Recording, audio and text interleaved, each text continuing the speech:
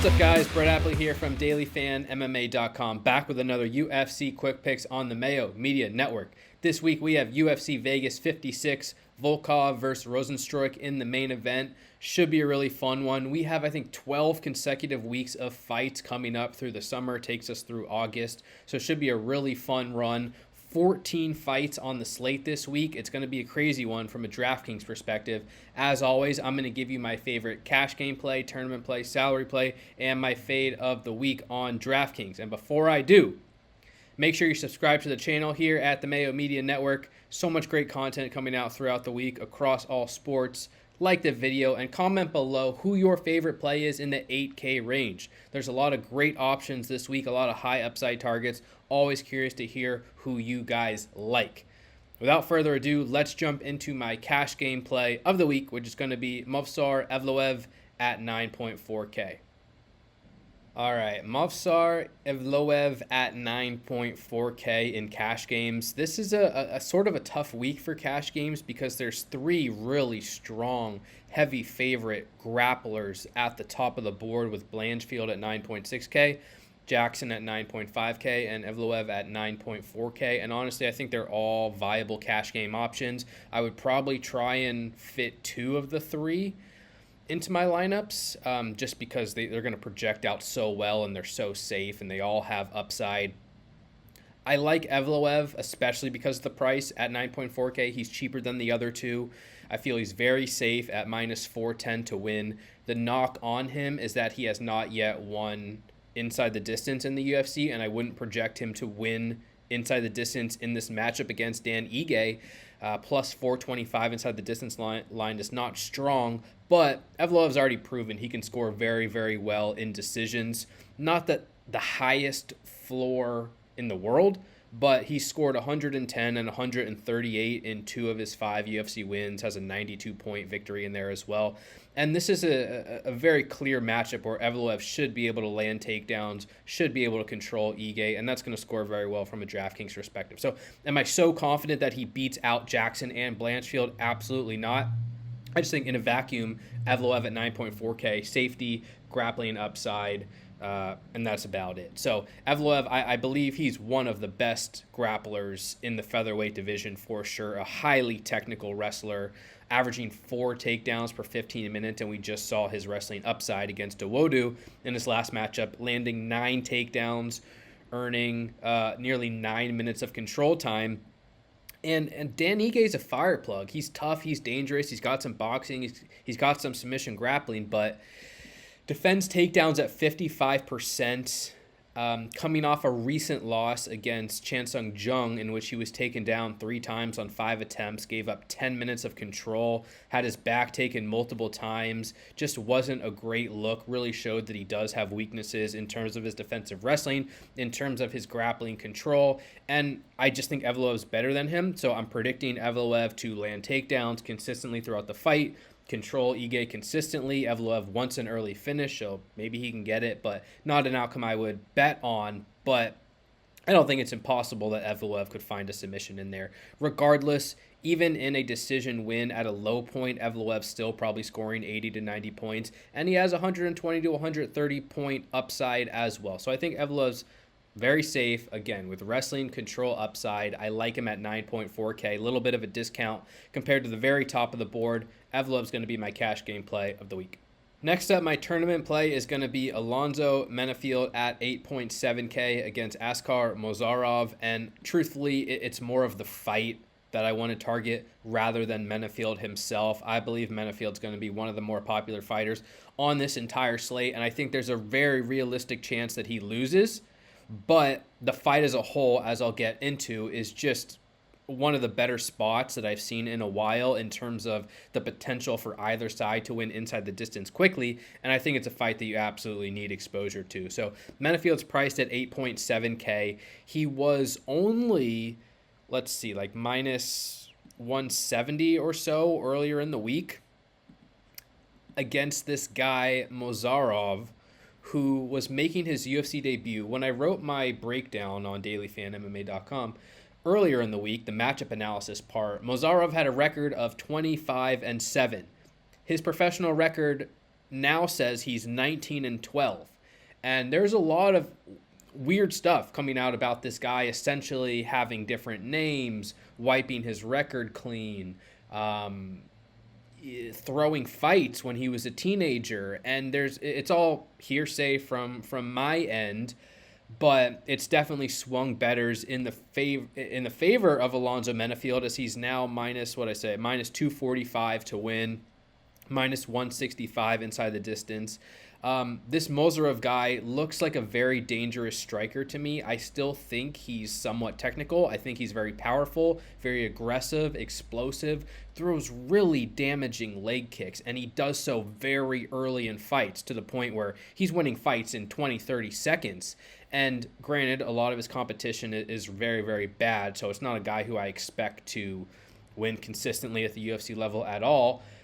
I don't really think Menifield's that great either, to be honest. I don't trust Menifield as a range striker. I don't really trust Menifield as a grappler. I don't trust his fight IQ. I don't trust his durability. I don't trust his cardio. So for me, despite all these red flags on Mozarov, I still do think he has a chance to win. And I'll touch on him in a second, but the downside to Mozarov is that he's winning very, very quickly, but he's also losing very, very quickly as well. All 12 of his pro losses have come inside the distance. A lot of them come very, very early in fights, in the first minute, in the first round. We've seen him tapping to strikes on the ground. There's a lot of evidence to believe that this guy's going to go out there, throw a couple bombs, and then just absolutely quit if he doesn't get a knockout. That's what I'm expecting to happen.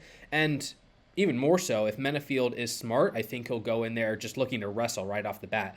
I don't trust Menifield as a wrestler. He doesn't land takedowns at a very high rate, but we've seen him occasionally look to the takedown in the UFC. He has an early Von Flue submission win against Fabio Cherant. Menifield's not a great grappler, but neither is Mozarov. And this fight as a whole is minus 800 to end inside the distance, minus 220 under a round and a half. Menifield at minus 165 at 8.7K. It feels like the very most likely outcome in this fight is that he wins in round 1, with the next most likely outcome being that he wins in round 2. He's going to be a popular fighter, but at 8.7K, there's just too much finishing upside to ignore, too many red flags on the side of Mozarov. I think you absolutely need exposure to Menifield. And like I said, Mozarov at 7.5K, yeah, there are red flags.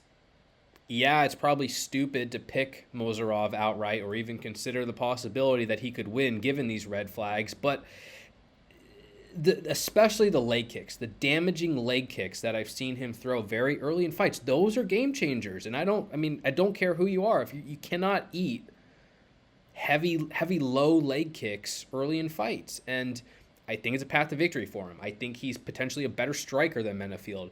And in the percentage chance, the non-zero percentage chance that he isn't a total fraud, and he did have some issues as a teenager and is now at a better camp, maybe he looks improved, and he's going to be a lot lower owned than he was going to be earlier in the week. 7.5K is a very cheap price tag. If he wins, it's probably a first-round knockout, and it probably comes against one of the most popular fighters on the slate in Menifield. So there's a lot of leverage targeting Mozarov against Menifield as well. So I'm absolutely loading up on this fight. I'm really excited to see how it plays out, to be quite honest. Menifield's the official pick as of now, but I do think Mozarov's a live underdog. Both are great targets on DraftKings. Make sure you get exposure to this one. Next up is my salary play of the week. I'm going to give out Alex Da Silva at 7.4K. And look, on a 14-fight slate, there are a lot of viable underdogs. I'm expecting a handful of underdogs to win. Personally, I'm going to be spreading out my exposure. There's just no reason to target one and one underdog only on this slate. I think there's a lot of underdogs who have win equity and can compete and will pull off the upset. I like Alex Da Silva at 7.4K because he's relatively cheap. He has a wrestling, grappling-based style, and I think he's in a winnable matchup against Joe Solecki. I definitely think Solecki could beat him. I think Solecki could submit him. Solecki's a very good submission grappler. and he's had success in the UFC already. He won 3 fights in a row prior to his most recent loss against Jared Gordon, and he still had success in that fight as well.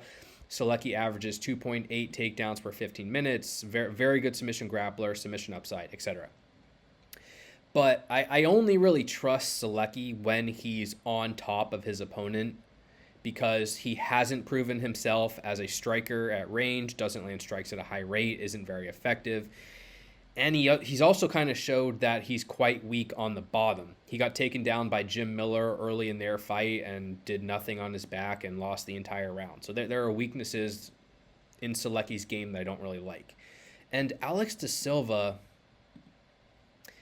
has potential to compete here. He's had a crazy regional scene career. He's 21-3 professionally, finished a ton of fights against mostly cans on the regionals, and has only won 1 of his 3 fights in the UFC. So I'm still looking for improvements out of da Silva here, but he's wrestled pretty aggressively, averages 2.75 takedowns per 15 minutes, a physical fighter, background in submission grappling as well, a background in Muay Thai as well. So if this fight plays out on the feet, which it will to some degree, but probably not for a large portion, but when it does, I think it's fair to favor da Silva. I think he's a more technical striker than Selecki.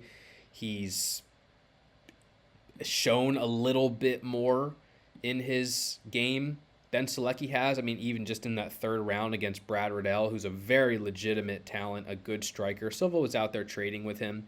So I hope this fight doesn't play out on the feet from a DraftKings perspective, because we're not going to see big scores. But should that happen, I think Silva could compete with Selecki and probably edge him out. And in terms of the wrestling, he's a physical wrestler. He took Brad Riddell down 3 times. That's not the most beautiful feat that you could possibly have in the UFC, but it's not something I want to overlook either. Silva landed 3 takedowns in the first round, controlled Riddell for 3 minutes, and won that round. And Selecki's already proven to me that when he gets taken down, he struggles on his back. So just putting 2 and 2 together, I think it's very possible that early in this fight, Silva lands takedowns and controls Selecki and wins rounds.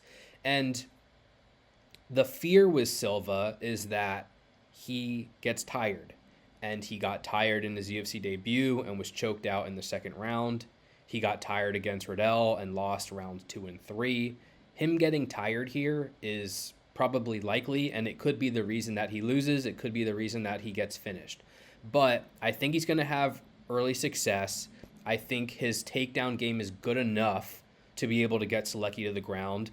The control possibility is there. And ultimately, from a DraftKings perspective at 7.4K, it doesn't take much for me to take these chances on him at this number. He's only plus 145, plus 145 to win the fight. So there's value on his line.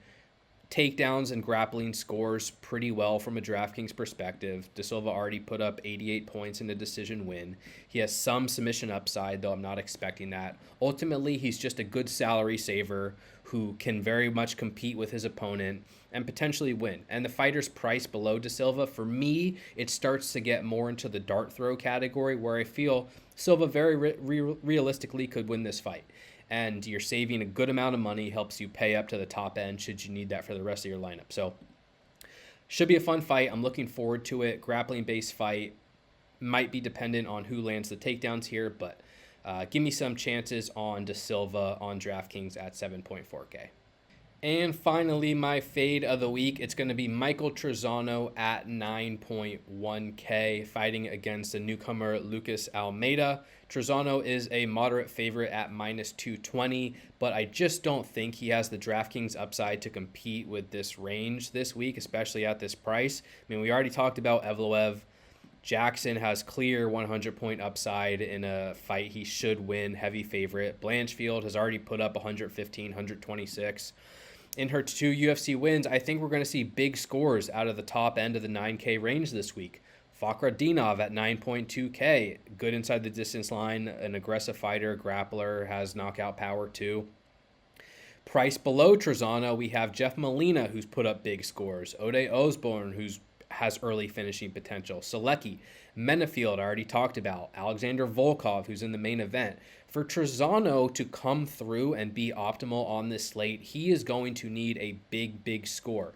And he's just too passive for me to really make an investment in. He doesn't land strikes or takedowns at a high rate, averaging 3.54 significant strikes landed per minute, absorbing 3.9, 48% defense, not very strong. Takedowns averaging 0.44 takedowns per 15 minutes. I do think this is going to be an up-tempo fight. That's kind of the one argument I can make for Trezano. That and the fact that Lucas Almeida has some cardio weaknesses, has some grappling weaknesses. So perhaps Trezano truly can take advantage of him, just takes him down, submits him quickly, ends up in the optimal lineup at a low percentage. It's not impossible, but you know, Trezano had a talented striker in front of him in his last fight against Hakeem Dawodu and just kind of sat there and got outstruck for 2 rounds, didn't attempt any takedowns, didn't really attempt to clinch, finally landed a takedown in round 3 and then just gave up on it and lost 30-27. And it shouldn't surprise you that in Trezano's 3 UFC wins, he scored 66, 65, and 59 DraftKings points. That is nowhere close to being good enough on this particular slate. Trezano's a big favorite here, but he's plus 310 to win inside the distance. That's not indicative of a fighter who finishes at a high rate. Again, I do think he's going to be very low owned, and I like the pace, and there's weaknesses in Almeida's game. But from an investment standpoint, when I can pay up to the 9K range, I'm doing everything that I can to pay up to Blanchfield, Jackson, Evloev, Vakhridinov, and if I have 9.1K available, I might just go to Molina or Osborne or drop down to Menafield, Volkov, etc. So there are too many good options for me in this range.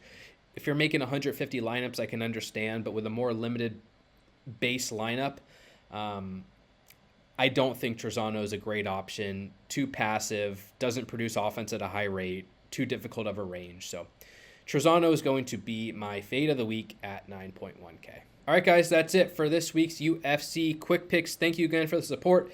DailyFanMMA.com for all your DraftKings breakdowns needs. I just put out like 20,000 word matchup preview DraftKings analysis article on all 14 fights on this slate. Doing a premium podcast tonight. So check all that out, dailyfanmma.com. You can follow me on Twitter for more at Brett Appley _TPP. Again, thank you for the support very much. Subscribe to the channel, like the video, and let me know who your favorite fighter is in the 8K range. Best of luck this week, guys. Take care. Stay safe. We'll talk to you soon. Peace.